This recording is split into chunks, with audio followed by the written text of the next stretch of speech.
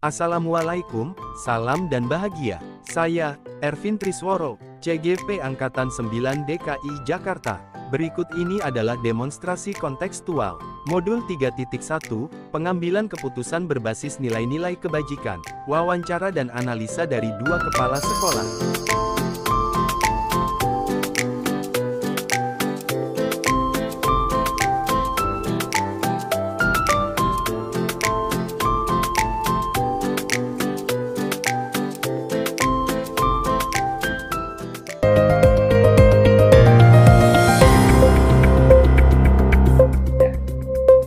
Assalamualaikum warahmatullahi wabarakatuh. Waalaikumsalam warahmatullahi wabarakatuh. Salam sejahtera untuk kita semua. Salam dan bahagia. Kali ini kita akan mewawancarai dalam hal demonstrasi kontekstual terkait dengan pengambilan keputusan tentang nilai-nilai kebijakan. Dalam hal ini dilema etika maupun identifikasi terhadap rujukan moral akan kita dengarkan pengalaman langsung dari Bapak Kepala Sekolah SDN Menteng 02. Bersama kami, beliau sudah hadir. Waktu dan tempat kami persilahkan untuk perkenalkan diri, Bapak. Baik, terima kasih. Assalamualaikum warahmatullahi wabarakatuh. Nama saya Aji Kusyanto. Saya saat ini menjabat sebagai Kepala Sekolah SDN Menteng 02, Jakarta. Terima kasih. Baik Bapak, terima kasih banyak atas waktunya. Saya diizinkan untuk mewawancarai Bapak pada pagi hari ini. Tema kita adalah bagaimana pengalaman Bapak di dalam mengambil kebijakan atau keputusan terkait dengan sesuatu yang bersifat dilema etika ataupun rujukan moral. Ini terkait dengan materi kita di modul 3.1. Nah, Bapak, pertanyaan pertama yang akan saya tanyakan adalah bagaimana Bapak mengidentifikasi kasus-kasus yang merupakan dilematika atau rujukan moral. Ya, baik, terima kasih. Ketika kita mau mengidentifikasi kasus, tentu kita flashback ke belakang. Kita melihat aturan yang sudah berlaku di sekolah kita. Jangan sampai kita menduga bahwa itu masalah, ternyata di aturannya ada dan diperbolehkan. Makanya kita harus flashback ke belakang. Sepanjang perilaku atau kegiatan, baik itu guru maupun murid itu sesuai, berarti berjalan. Tapi kalau memang sudah bersinggungan dengan peraturan, maka ya tentu harus kita luruskan, kita perbaiki ya. Itu Pak. Ya, baik. Kemudian bagaimana Bapak di dalam menjalankan pengambilan keputusan yang itu misalnya terjadi pada kasus-kasus yang melibatkan sesuatu yang memang identifikasinya benar lawan benar, atau mungkin sama-sama mengandung nilai kebajikan di antara keduanya? Ya. Terima kasih Pak, sangat bagus pertanyaannya ya. Jadi ketika mengambil keputusan, tentu yang pertama kami tidak seorang diri di sekolah ini. Ini adalah sebuah tim besar yang namanya SDN Menteng 02. Maka ketika mengambil sebuah keputusan, ya pertama jelas kami sendiri harus konsentrasi betul dengan keputusan itu.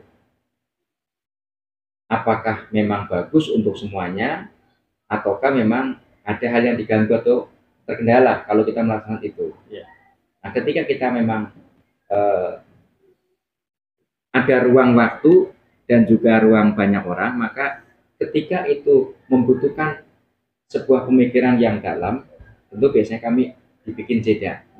Dengan tujuan kami harus bertanya kepada wakil kami, guru-guru kami, sehingga betul nanti ketika kita putuskan mewakili semuanya dan benar untuk kita ya Pak ya, karena satu wakil. Karena takutnya ketika kita hanya kita sendiri, nanti takutnya kita idealisme, ternyata tidak pas untuk orang banyak. Betul. Jadi jelas yang pertama kita melihat dengan concern betul masalah yang akan kita putuskan. Terus kalau pernah kita jeda waktunya kita undur semata-mata untuk mencari hal terbaik, itu dengan melibatkan semua guru. Setelah dipandang betul benar ya sudah kita putuskan. Ya, yang mewakili orang banyak. Baik.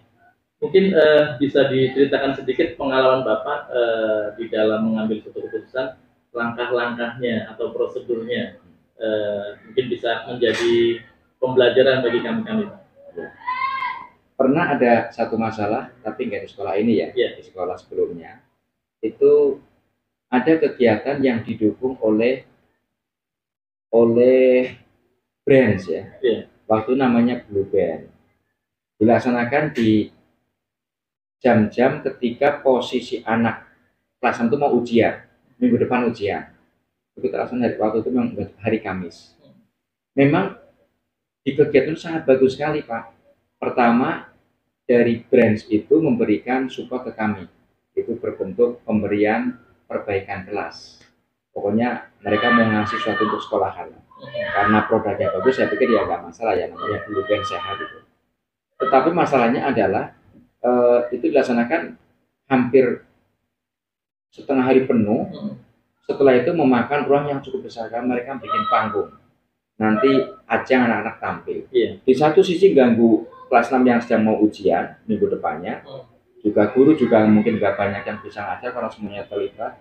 Tetapi yang tampil pun perwakilan terbaik 2 orang dari masing-masing kelas. Ini kan juga masalah. Kenapa sih nggak semuanya bisa tampil kan? Jadi akhirnya ya kita berikan keluar pada guru-guru. Bu, silakan pilih masing-masing 2 anak per kelas yang bisa tampil untuk kita hiburan kita semuanya. Masalah juga Pak, karena itu kan benturan kenapa nggak semuanya, terus kenapa di jam-jam yang efektif seperti ini. Tapi karena memang manfaatnya besar, akhirnya saya iakan dilaksanakan. Toh ini juga bagian dari edukasi pendidikan. Teman yang lainnya tampil 1 kelas 2 orang, kita juga melihat keunggulan orang anak-anak kita juga kan, sehingga belajar juga untuk yang lainnya. Dan di penampilan itu tuh nggak seragam, ada yang bisa pantomim, ada yang bisa stand up komedi. Jadi variasi, itu kan juga bagian dari pilihan profesi anak-anak kan. Yeah. Jadi karena manfaatnya besar, akhirnya ya memang kita laksanakan. Prosesnya panjang Pak. Pertama saya panggil wakil kepala sekolah 2 orang diskusi, satunya oke, satunya juga agak keberatan. Akhirnya saya buka di forum guru-guru juga. Akhirnya ya sama, ini bagus Pak. Tapi apakah nggak bisa itu hari Sabtu? Yeah. Hari Sabtu mereka nggak mau, harus hari jam kantor. Akhirnya dengan kelegaan teman-teman, sudah Pak, nggak apa-apa lah, mungkin 3 jam atau 4 jam kita sisakan untuk mereka tampil. Toh ini kan juga bagian pendidikan juga, menghargai keragaman skill anak-anak juga ya. Akhirnya dengan kesepakatan bersama-sama, legowo, ya sudah kita laksanakan. Ya. Cukup menarik ya pengalaman Bapak. Nah, berikutnya yang Bapak anggap efektif, sesuatu yang sudah Bapak anggap berhasil gitu ya, efektif dilakukan ketika Bapak mengambil satu keputusan yang sifatnya tadi dilema etika. Yang paling efektif adalah yang pertama, kami pribadi Pak, memang harus concern betul ya dengan apa yang sedang muncul masalah itu, dilema ataupun masalah benturan ya. Yeah. Itu kita harus konsentrasi betul. Terus kita memandang diri kita sendiri Pak. Kita nggak usah melihat itu yang nyampaikan dia, nggak usah. Kita anggap itu kertas kosong, ada muncul pendapat yang bagus, kita saring, terus kita mencoba memberikan solusi yang terbaik. Setelah kita sudah ada gambar mungkin ya antara 70-70% kita menganggap akan saya seperti ini. Yeah. Nanti mungkin kita baru sharing dengan teman. Jadi sharing dari temannya sebenarnya sih lebih kepada pemantapan saja Pak.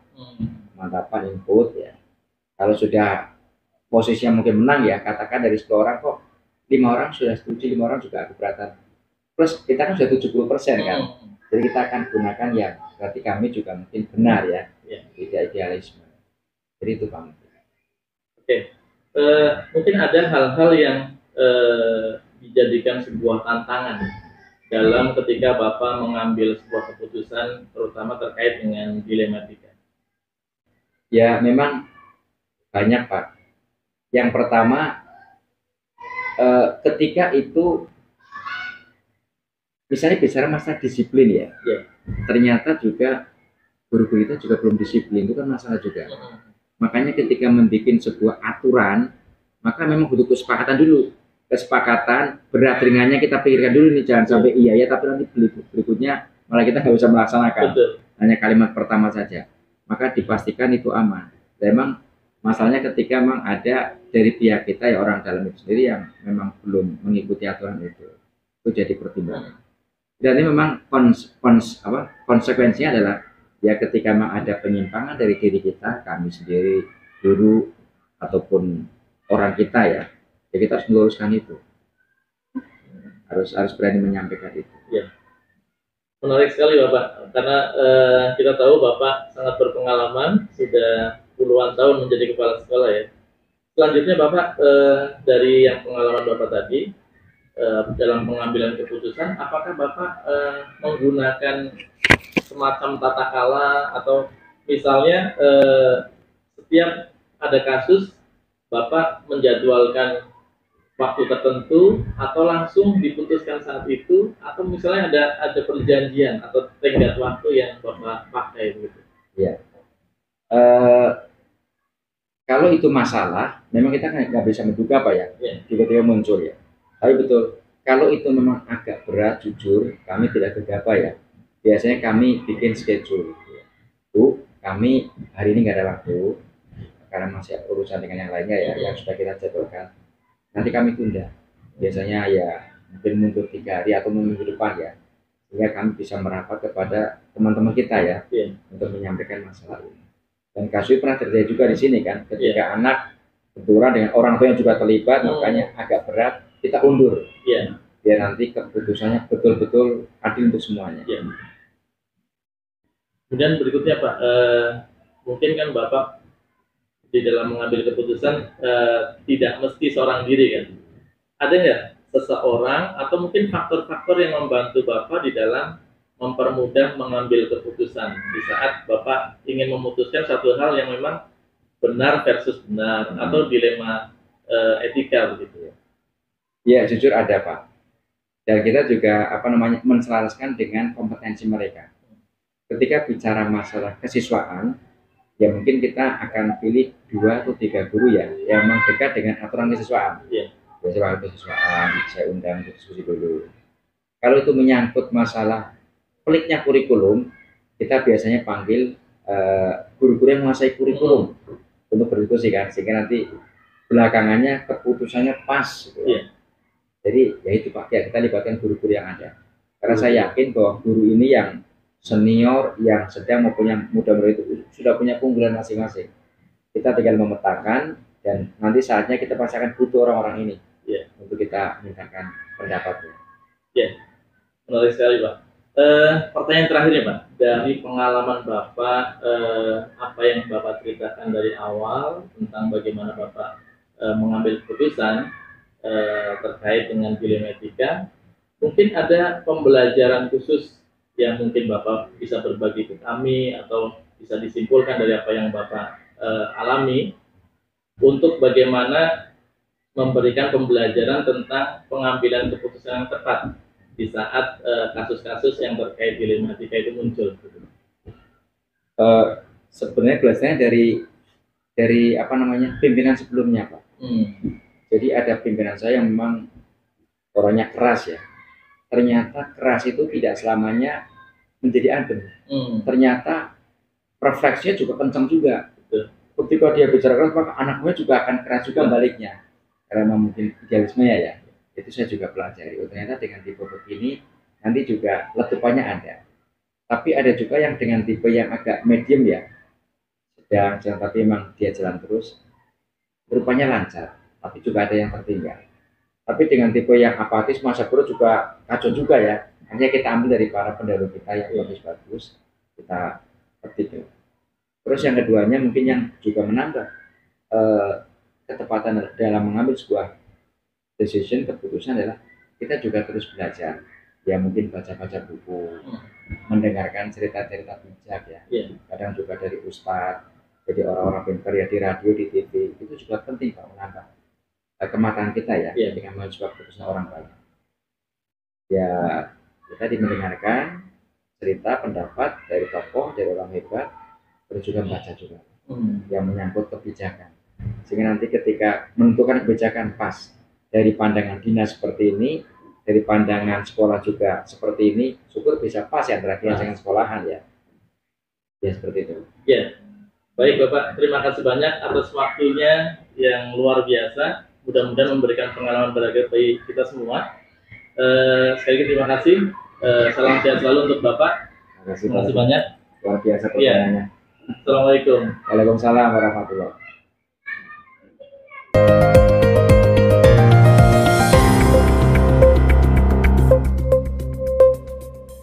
Bismillahirrahmanirrahim. Assalamualaikum warahmatullahi wabarakatuh. Salam dan bahagia. Apa kabar guru penggerak? Kali ini kita akan mewawancarai seorang kepala sekolah di lembaga pendidikan swasta di Jakarta Pusat dalam kaitannya pembelajaran atau demonstrasi kontekstual modul 3.1 pengambilan keputusan berbasis pada nilai-nilai kebajikan. Alhamdulillah, kali ini saya diterima dengan baik oleh Ibu Aida Juninda. Terima kasih banyak atas waktu dan kesempatannya. Sama-sama, Pak. Sebelumnya, mari kita perkenalkan terlebih dahulu kepala sekolah kita. Kepada beliau kami persilahkan. Terima kasih Pak Ervin. Bismillahirrahmanirrahim. Assalamualaikum warahmatullahi wabarakatuh. Salam semuanya. Perkenalkan, saya Aida Yuninda, Kepala Sekolah SD Perguruan Cikini, Jakarta Pusat. Baik, sebelum saya terima kasih banyak sudah diberikan kesempatan untuk bisa ngobrol bareng dengan Ibu.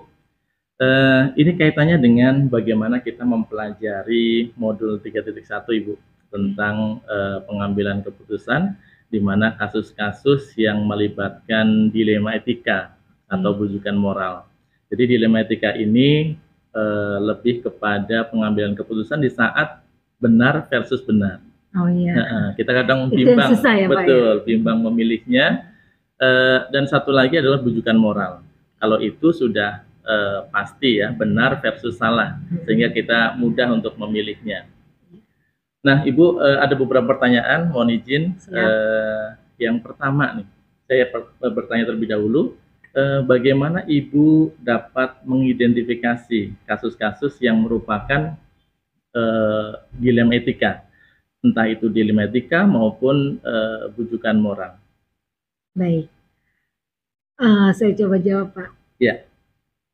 Pengalaman saya selama saya menjadi kepala sekolah, saya cukup menimbang baik buruknya serta kebermanfaatan masa tersebut bagi banyak orang, baik itu untuk guru, murid-murid saya ataupun orang tua murid. Jadi jujur Pak, untuk istilah dilema etika ini atau bujukan moral ini itu adalah hal yang baru untuk saya. Ya, jadi memang ini pembelajaran yang baru, tetapi mungkin secara pengalaman ya Ibu Aida sudah sering sebetulnya sering kasus-kasus yang semacam ini. Pak. Kemudian pertanyaan saya berikutnya adalah bagaimana Ibu menjalankan pengambilan keputusan di sekolah, terutama untuk kasus-kasus yang mana ini melibatkan kepentingan yang sama-sama benar atau sama-sama mengandung nilai kebajikan. Di dalam mengambil keputusan, terutama untuk kasus-kasus di mana ada dua kepentingan yang sama-sama benar atau sama-sama mengandung nilai kebajikan, maka hal yang saya pertimbangkan adalah skala prioritas, Pak. Dari segi waktu, mana yang harus didahulukan, juga didasarkan pada azas keadilan bagi banyak orang. Luar biasa ya, jadi menggunakan skala prioritas ya dalam memutuskannya. Kemudian boleh diceritakan nggak langkah-langkah atau prosedur mungkin ya, seperti apa langkah-langkah Ibu di dalam mengambil keputusan selama ini? Baik, ada beberapa nih Pak, agak banyak. Ya, silakan. Biasanya di awal yang saya pertimbangkan untuk memutuskan segala sesuatunya itu ada beberapa hal. Yang pertama, permasalahan itu prinsip atau tidak. Yang kedua, siapa subjek atau objeknya.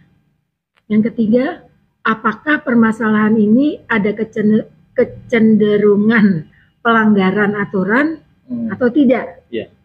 Selanjutnya Pak, jika tidak ada kecenderungan pelanggaran aturan, maka yang saya lihat mana yang lebih banyak manfaatnya bagi banyak orang. Mungkin terakhir Pak, Jika kasus tersebut dianggap berat, maka saya bahas dulu bersama tim, bersama para wakil atau guru-guru saya. Jadi tetap ada yang memberikan masukan untuk Betul, Bu Aida betul ya. Pak.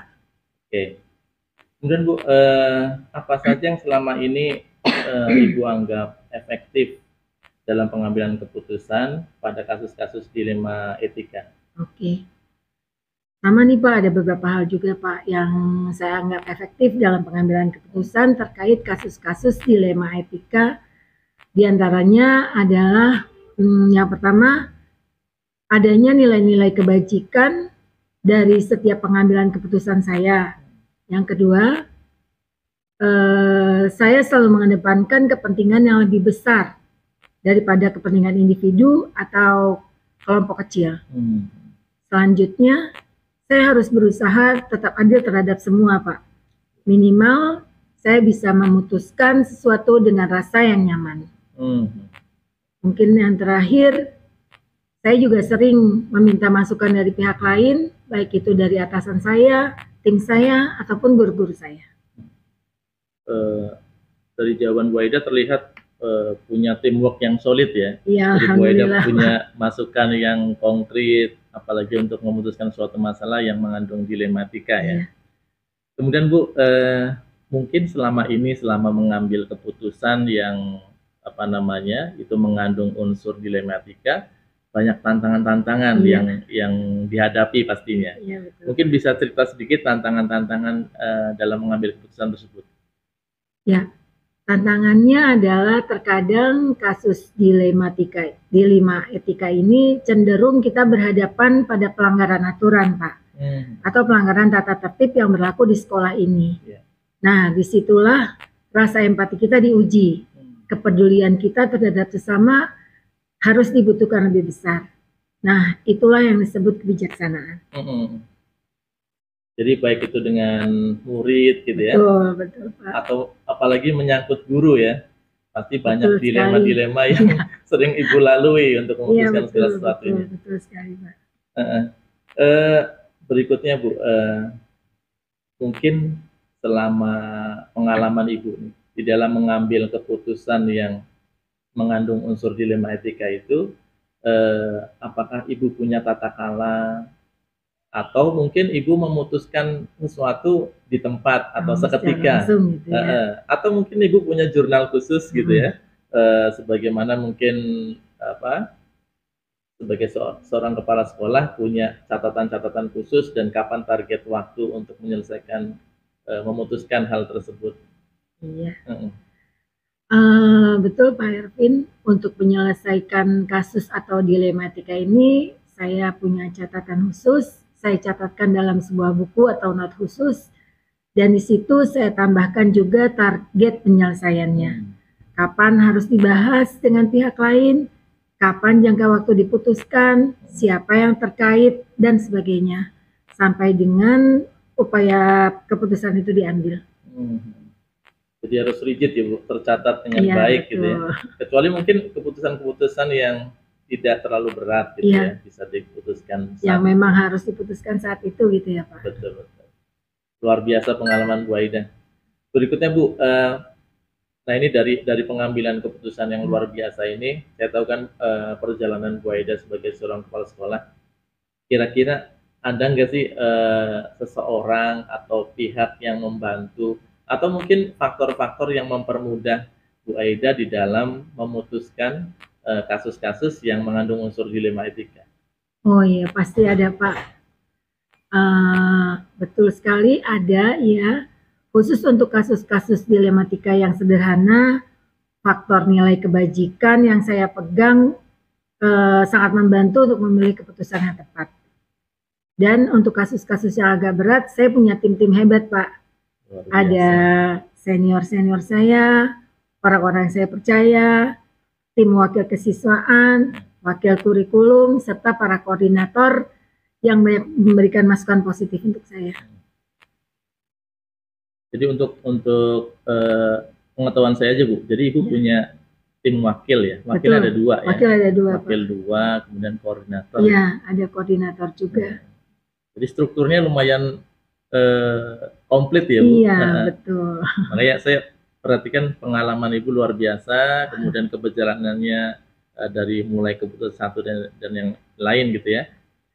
Mungkin Bu, dari pengalaman yang sudah Ibu lakukan ini, kemudian dari yang Ibu ceritakan tadi, banyak sekali pembelajaran yang bisa kita petik hari ini. Mungkin Ibu bisa menyimpulkan apa sih sebenarnya pembelajaran yang bisa didapat dari hal ini.